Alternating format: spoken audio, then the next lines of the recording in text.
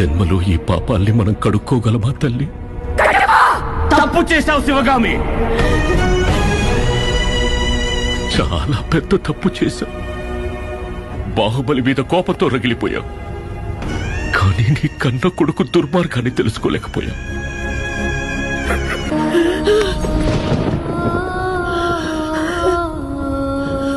చనిపోయే చివరి క్షణంలో కూడా కట్టుకున్న భార్యని గాని పుట్టబోయే బిడ్డని గాని తలుచుకోలేదు. ఏమన్నాడో తెలుసా? అమ్మ జాగ్రత్త.